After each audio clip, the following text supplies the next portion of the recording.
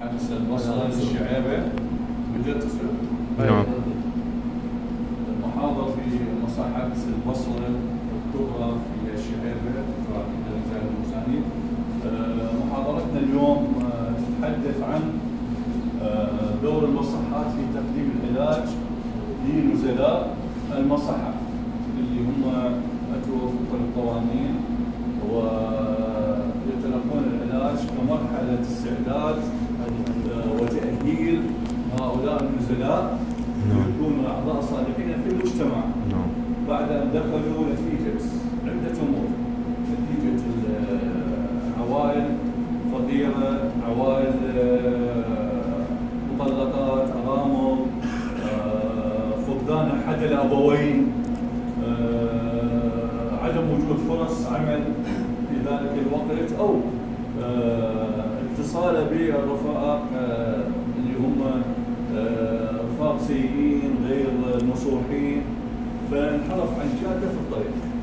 يعني بعضهم كان ضحيه وبنفس الوقت يقع تحت فرائس هذا المخدر، يكون مريضا في نفس الوقت وسجينا، لان حكمه بقضايا 27 28. المهم انه اتى الى هذا المكان اللي هو يهيئ الانسان ليكون عضوا نافعا في داخل المجتمع.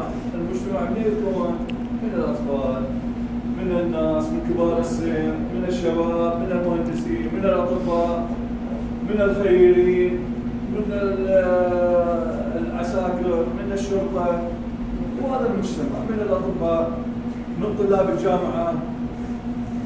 مجتمعنا متعدد الافراد والجنس، وبنفس الوقت هو مجتمع قديم ذو حضاره كبيره.